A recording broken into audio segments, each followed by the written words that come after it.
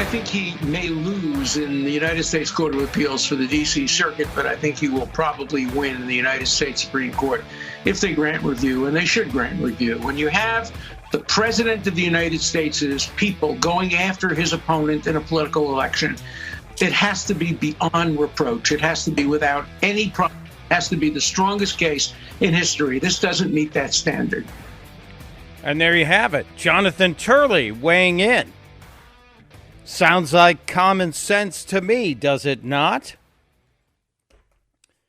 Welcome to Wednesday. It is the Chris Plante Show.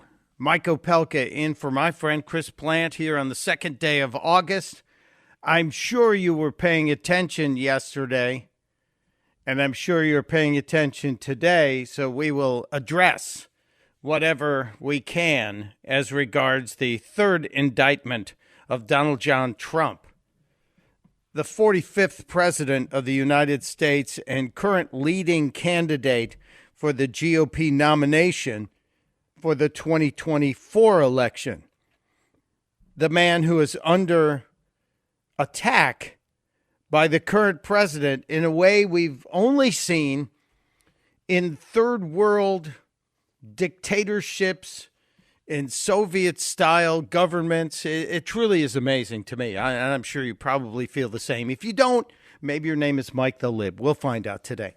There was just an amazing avalanche of news last night. It was about 20 minutes before 5 when Mr. Trump appeared on Truth Social and posted a truth, as they call it, that he was going to be indicted at 5 p.m., and about 20 minutes after 5 p.m., the indictment dropped, as the kids like to say. They no longer say it was released. They say it dropped.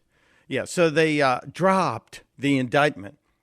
And Jack Smith put out the 45-page document, now the third indictment of Donald John Trump. A lot of us were expecting this indictment because it was tied to January 6th and the riots in the Capitol to include in Donald Trump being charged with inciting that riot, because that's what we were told by all of the House managers of the show trial that happened, saying that January 6th was Donald Trump inciting an insurrection. Well, that didn't happen. That didn't show up. Instead, this seems to be more of a free speech case. It really does. It appears to be a free speech case. And I'm hoping that you will see some reasonable rulings when it comes to tossing this case before it gets into an actual jury trial. But now we have to line up all of the pieces here, because you have indictment number 1 out of New York. You have indictment number 2 out of Miami, the Mar-a-Lago, the documents case. You have indictment number 3 out of D.C. We anticipate indictment number 4 out of Atlanta because Donald Trump's the leading candidate. Kind of amazing, isn't it? It really does seem like a coordinated attack. And as a free speech absolutist, I'm a big fan of protecting that First Amendment. If we lose the First Amendment, we lose the country. And it does feel like Donald Trump is being brought to the courts because of his opinions. Now, were some of them inartfully expressed? Yeah. Would I have said some things differently? Of course. But, we all have the right to that opinion. We all have the right to speak our minds. I think it's kind of interesting. I went back and dug up an old piece from Chris Rock. Chris Rock, the comedian, not exactly someone you would turn to for political advice, but Chris Rock was at the Kennedy Center where he received the Mark Twain Prize. This was a kind of a raw clip taken from the audience before Chris Rock started. And I think he brings to focus what many of us are feeling about the latest indictment of Donald John Trump. You got to pay attention. This is, like I said, it's taken from somebody recording in the audience. Before I start, talk about Adam, the CNN people. You guys really going to arrest Trump?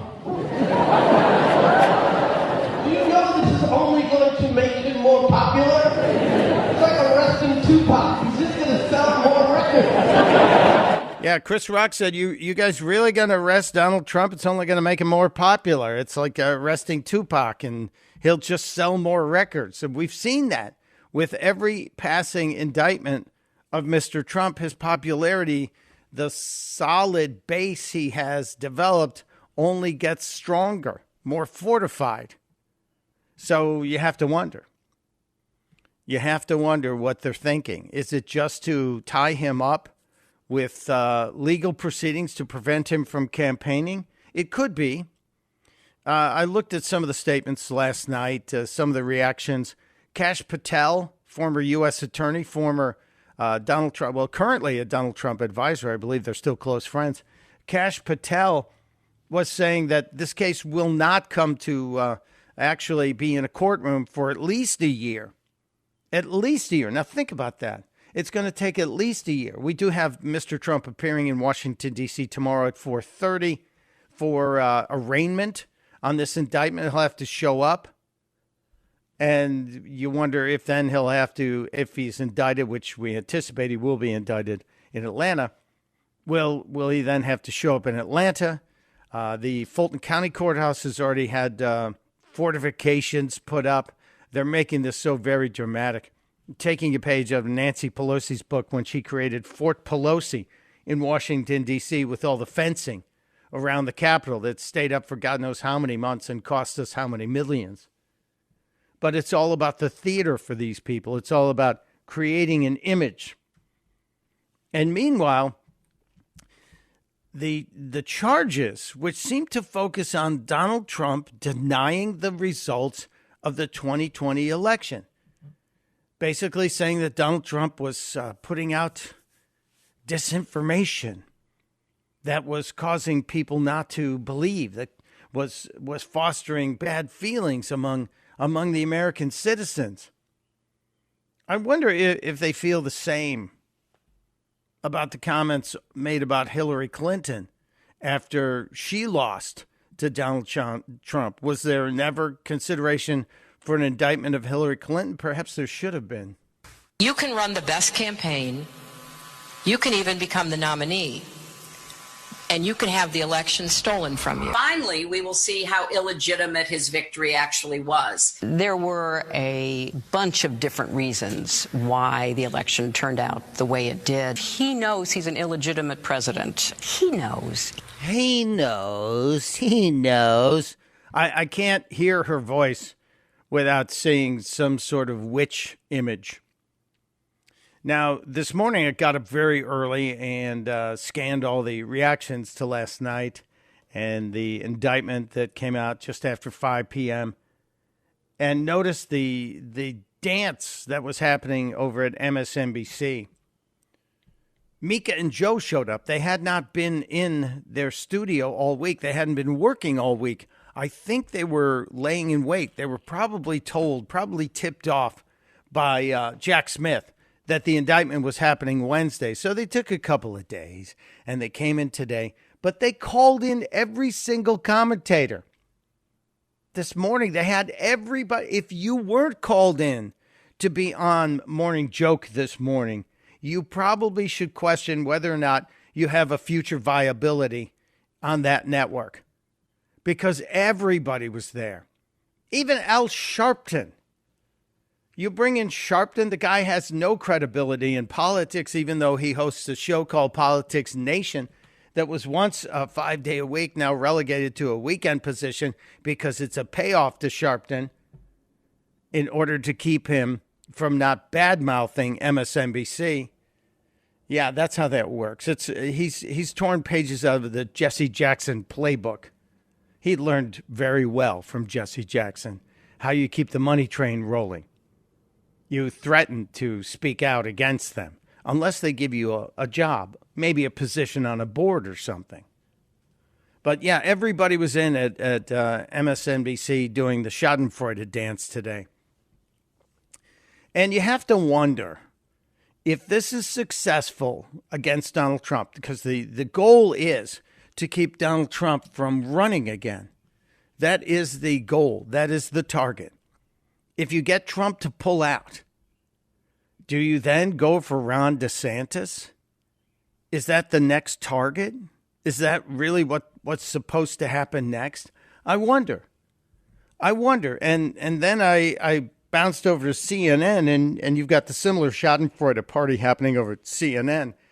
And Van Jones, the communist Van Jones, the guy who about 10 years ago announced to his followers, and he was a street organizer out in California. He was a huge organizer for the left, obviously Soros-supported entities all across the country. He announced that he was going to drop the radical pose to achieve the radical ends. That's what he said. Said it's necessary to drop the radical pose, meaning he was going to take off the street uniform. He's going to stop dressing like Fidel Castro and start dressing like a banker. He was going to drop the radical pose to achieve the radical ends, and CNN opened up its arms and embraced Van Jones and made him one of their go-to attack dogs. Listen to Van Jones talking about Ron DeSantis. And DeSantis currently in the second position behind Donald Trump. If something happens to Trump, DeSantis will be targeted by everybody on the left because they can't have a legitimate competitor for Joe Biden. They can't. They're even worried about Robert Kennedy Jr. We'll get into that later as well. But Van Jones is using this Florida education statement about slavery, and they're twisting it in the history teachings in Florida. And they're even using the vice president. We talked about that yesterday. But he's using it to go after Ron DeSantis. They're already targeting the second place guy. It's deeply offensive what DeSantis is saying. Take, I don't know, child sexual predation and trafficking, which is something that the right wing is concerned about. What if I got here and said, well, you know, maybe your piano teacher molested you, but you learned how to play the piano? Maybe your football coach molested you, but you learned how to throw a football. Would that be acceptable? I think people would be shocked to hear somebody say something that stupid and tone deaf and horrible. But that's what DeSantis is doing. And I think it should be disqualifying. The party of Lincoln should not have somebody apologizing for slavery anywhere near them. So he's already trying to disqualify Ron DeSantis. Who's next after that? Pay attention. There are all kinds of indications out there what's going on. We will get to this today. We'll try and get to this. There are also some other topics we need to cover, and you're welcome to join us here on the Chris Plant Show. 888-631, I think it's 631. Correct me if I'm wrong, Jeff. Oh, 888-630-9625. My brain is all fried up this morning. I feel like Joe Biden without his Prevagen and Red Bull. 888-630-9625. You guys know the number. Help me out. We'll get to one of the early callers from the Show Me State. Hang on, Mark. We'll get you right around the corner. It's Mike Opelka in for Chris Plant on the Chris Plant Show. You're listening to The Chris Plant Show.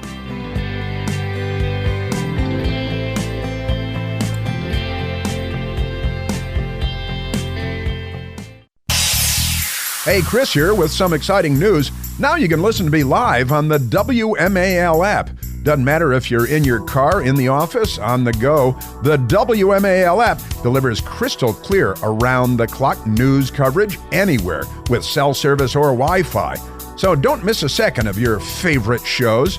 Download the WMAL app today on the Apple App Store or at Google Play Store.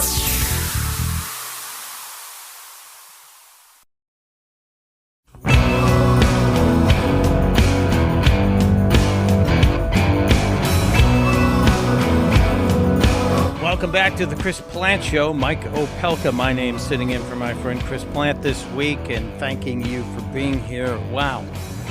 What a load of stuff to cover today. And by stuff, I mean some of it's actually important and some of it is a distraction. And we have to look at as much of it as we can, because while we are being force-fed a lot of discussion over the third indictment of Donald Trump and the pending fourth indictment, there's a lot of stuff going on in the world. And I feel like some of this is not as important as some of the things happening, I don't know, halfway around the world in Eastern Europe, where Ukraine and Russia are seemingly getting into a more heated conflict. China is ramping up its efforts to take more control over that region. We still have the ongoing situation in Pakistan, where more than 50 people were killed, hundreds injured in a political bombing that happened earlier in the week, and the coup in Niger, where nations are pulling their people out. And just here in this hemisphere, we have the State Department telling Americans, don't go to Haiti and get out of Haiti, because they're kidnapping people, like the nurse and her daughter, American nurse. So there's a lot going on. And I think Mark in Independence, Missouri, who's the first caller of the day at 888-631-9625, can verify that. Welcome, Mark. What's on your mind? Yes, it's a mad world, largely thanks to the Democrats in this country. But anyway, you mentioned that President Trump was under attack from the Democrats. Well, I think our country is under attack from the Democrat Party. They're trying to destroy the next election process and even the Constitution. You know, you talked about President Trump's free speech rights are being trampled. Well, he lied about nothing, but the Constitution, the First Amendment, even protects lying and disinformation. So they have no case there. It's just the most ridiculous thing I've ever seen. And it was rushed out yesterday, of course, the day after Joe Biden was again exposed as a congenital liar. And Rudy Giuliani said it's just poorly written, a lot of errors in the thing. And so it's so obvious what's going on here. They can't defeat President Trump at the polls, so they're doing everything they can just to stop him any way they can. I mean, he has every right to even call secretaries of states to question the election there. We have a right to question the election, but they're trying to scare us away from that. And it's the judge that they're going to face in Washington has kept a lot of these people who even walked into the Capitol in jail. So it's just all against President Trump, but they're going against our country as well. Yeah, well, ultimately, the statement Mr. Trump made, the former President Trump made several times in the run-up to the last election, was that they're not coming after me, they're coming after you. I'm just standing in the way. Has never been more true and more accurate. So I'm with you on that. I really feel like this is the Democrats wanting to totally change the fundamental transformation of our country, as Barack Obama told us years ago. We are 5 days away from the fundamental transformation of the United States of America. This is what they want.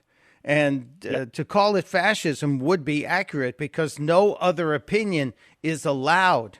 If you dare to say something different than what the Democrats are saying, you are shouted down, or in this case, indicted and threatened with imprisonment for the rest of your life. MSNBC was gushing this morning about the possibility that if Donald Trump is convicted on one of these counts, he could die, and would likely die in prison. They're ghouls, they're fiends, they're fascists. And we got to stand up to it. It's Mike Opelka in for Chris Plante on The Chris Plante Show. This is The Chris Plante Show.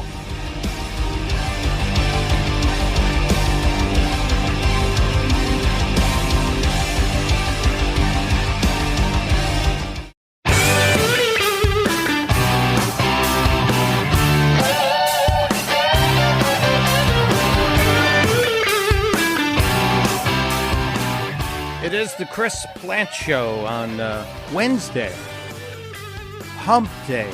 And no, I don't think we're going to be reading the emails today. I didn't put that out there. I know Chris does that on Wednesdays. I'll let him retain that special segment. But a lot of you are already reaching out via social media. I tend to check during the breaks. And some of you reaching out on Twitter. My Twitter handle is Stunt Brain, like Stunt Man, but just put a brain after stunt. It's an old production company that has a good Twitter following. So we don't change the name. We're not like Elon Musk changing the name. But I just checked, and Stephen, who goes by the Twitter handle MAVA Steve, I'm not going to try and interpret it, writes, when does Kamala get prosecuted for this false tweet? The officer is still in hiding. Kamala tweeted back in 2019, before the pandemic ruined the country, the Chinese pandemic, Michael Brown's murder forever changed Ferguson and America.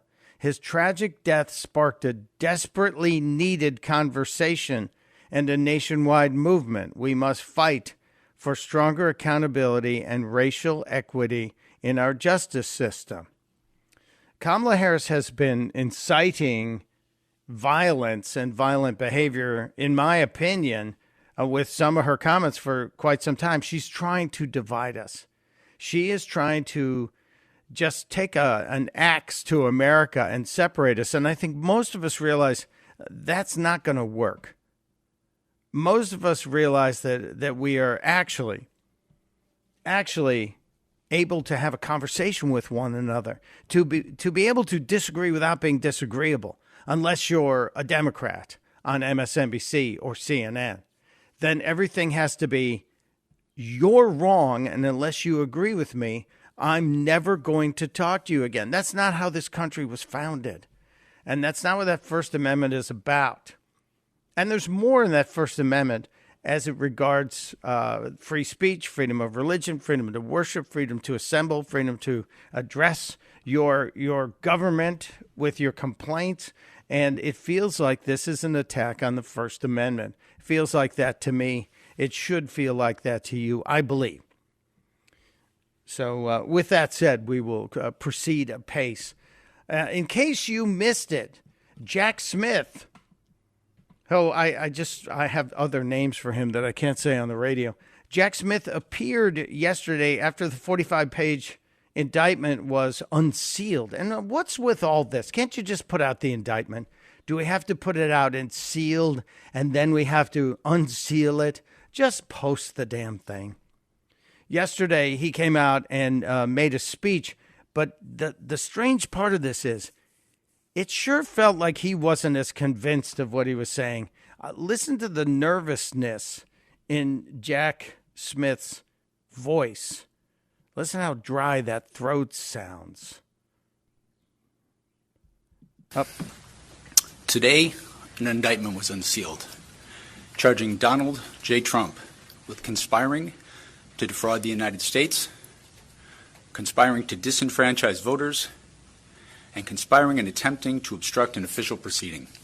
Wait a minute. I thought this whole thing was going to be about causing a riot, because that's what we were told by Liz Cheney and Adam Kinzinger and their Democrat friends, that this was all about Donald Trump causing a riot, an insurrection at the Capitol, a violent riot. No, you're talking about something else that has a different meaning, really. Okay, continue. The indictment was issued by a grand jury of citizens here in the District of Columbia, and it sets forth the crimes charged in detail. I encourage everyone to read it in full.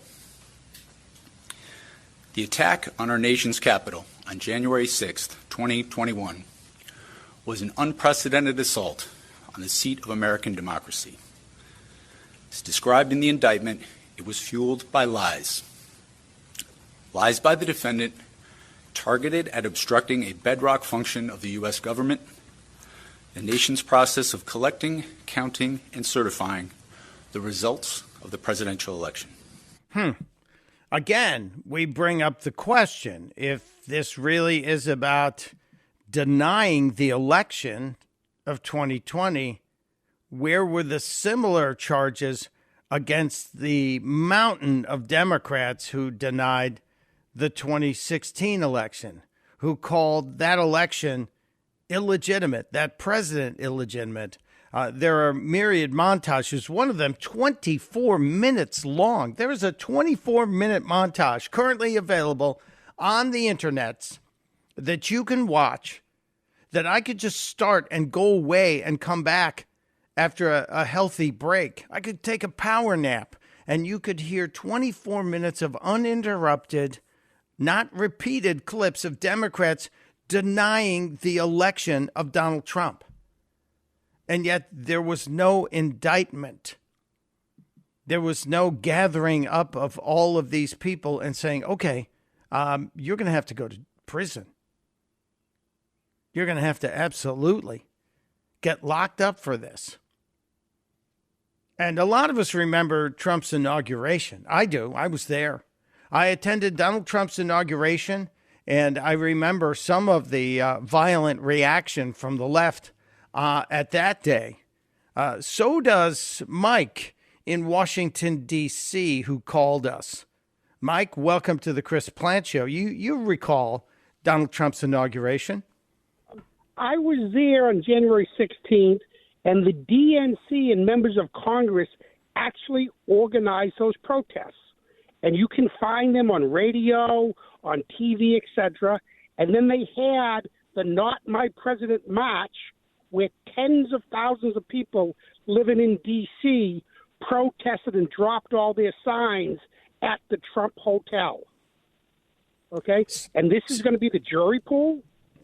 Well, yeah, that is the reason why the case was brought in Washington, D.C., specifically for the grand jury and the jury pool. That's why this had to happen in D.C., because they're afraid of it happening in Florida. They're afraid of it happening in Texas. They'd be afraid of it happening in a state where you would have a fair jury of your peers. And I attended not only that inauguration event, but the next day was the Angry Women's March. I don't know if you remember that. So we not only had the burning of the limousine that happened on the inauguration day, we had the people trying to disrupt the parade.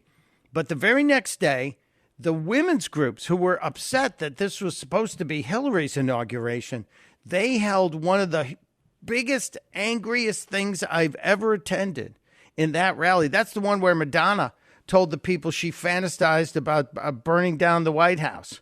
And so many people were there angry. I should post some of the videos from that, because I have several pieces of video and several pictures showing. And this happened because, remember, if you go back to the summer of 2016, and you go back to the conventions and the nomination of Hillary Rodham Clinton, and then the nomination of Donald Trump, or I think Trump's happened the week before, Cleveland, then Philadelphia, then we had the campaign. And the election happened. Well, I'm remembering it, and I think all of these people had planned to be in D.C. for Hillary's inauguration. And they all booked their vacations and their plane trips. And when it turned out that Donald Trump had won, suddenly there was a groundswell of anger saying, well, we're going to have a women's march. And they did. And boy, was it angry. I have some pictures I can't talk about in polite company, because women dressed in the most ridiculous costumes. And there were giant phalluses that they were carrying around like, this is how you protest? This is how you have a dialogue with people you don't agree with? It was insane. It was absolutely insane. But thank you for remembering that, Mike. I appreciate you being there. I want to check in with this caller as well. John is in Florida.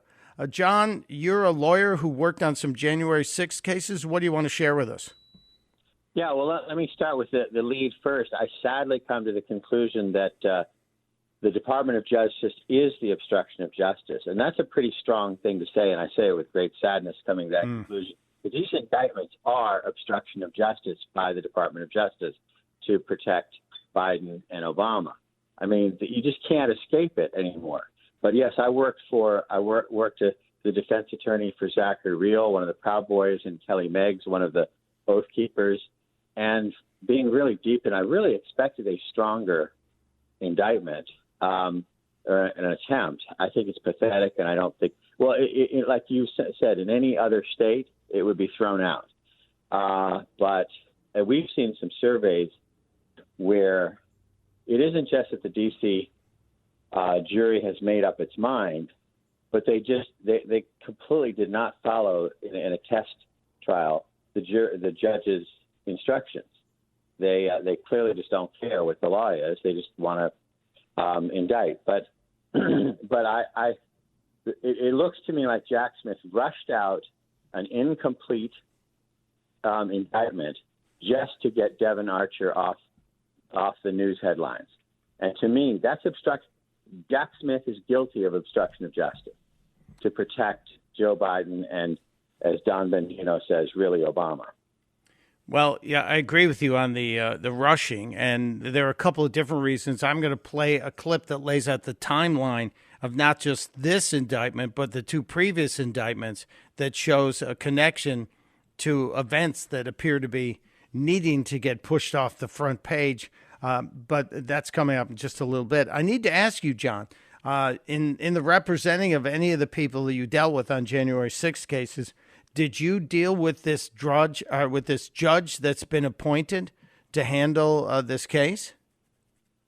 We talk to each other, and so many of the lawyers on there have dealt with her.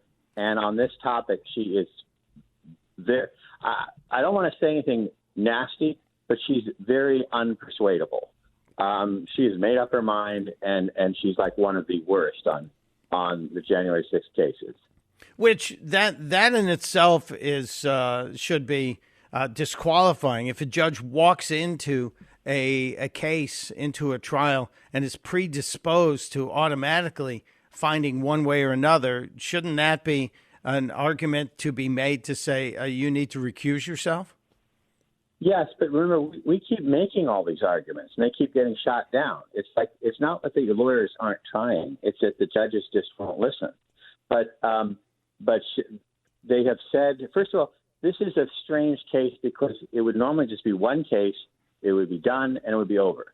This is like one giant case broken up into lots of little pieces.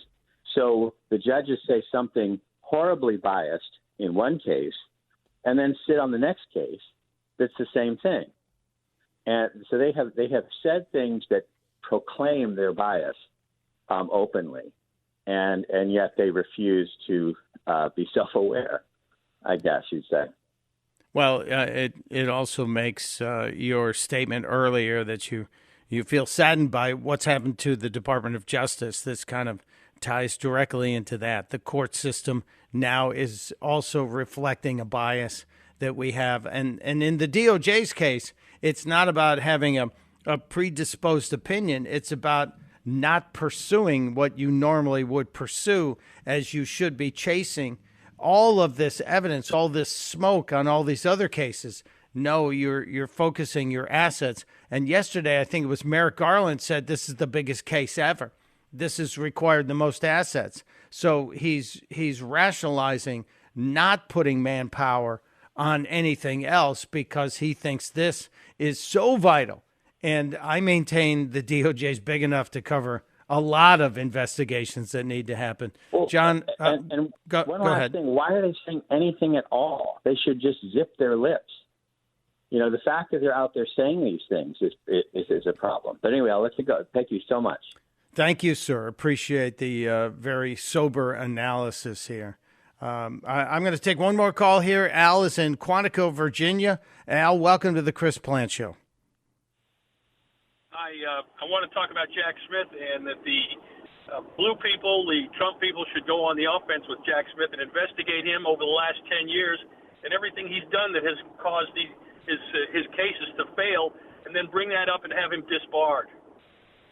Well, that's a really good point. We've been hearing a lot. I suspect we're going to see a breakdown, a deep dive on Jack Smith's background. He has a reputation for being sloppy, but he also has a reputation for not caring what anyone else thinks.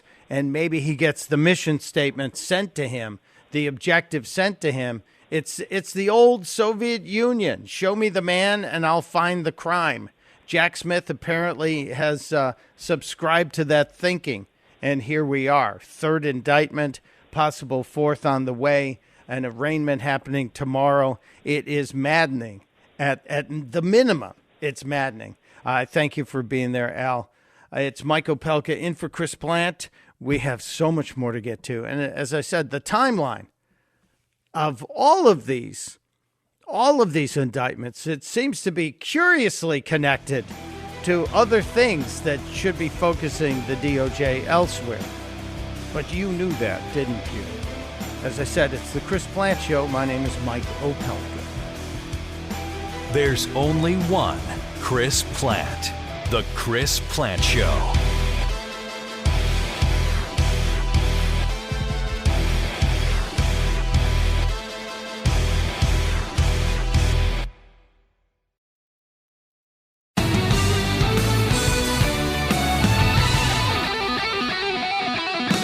It is the Chris Plant Show. Mike Opelka in for my friend Chris Plant this week.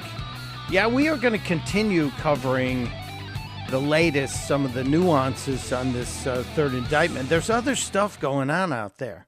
There are other stories that we need to make sure we pay attention to, and things that relate to your life, my life, the economy, which is kind of important. Plus, I haven't been doing a lot of woke stories, and I know the Real Housewives of WMAL, one of the flagship affiliate of the Chris Plant Show, has been posting some great woke stories. And it's kind of like I believe we may have turned a corner on woke. I think we may have now achieved critical mass in things like momentum against the woke. For example, Jason Aldean hit number 1 on the charts, on the music charts, not the country charts, on the music charts. And for the first time in the history of forever, country stars are dominating the charts. The pushback against the woke and the people who would have you change your personal culture and they want us to adopt theirs. No, thank you. That's now showing a great success. Bud Light says they will never recover. They don't think they will ever recover from the loss after the foolish decision to make a man who pretends to be a teenage girl the spokesperson. Dylan Mulvaney, of course, I'm speaking about. And a coffee giant in the UK, one of the biggest coffee companies in the UK, is facing a boycott because they put out a special brand of coffee that celebrates women removing their breasts so they can pretend to be men. It is insane. And they say they did it, just to help out with the inclusivity. You don't get to be high on the inclusivity chart when you are promoting mutilation of women. There's also a brand new, and it's really brand new, a brand new class of lawyers developing. And when you see lawyers jumping on the bandwagon because there's money there, you know there's momentum there. What are they suing over? Transition surgeries. Trust me, we may have gained the upper hand in the battle to get rid of wokeness. We'll talk about it more just around the corner. Mike Opelka in for Chris Plant on the Chris Plant Show.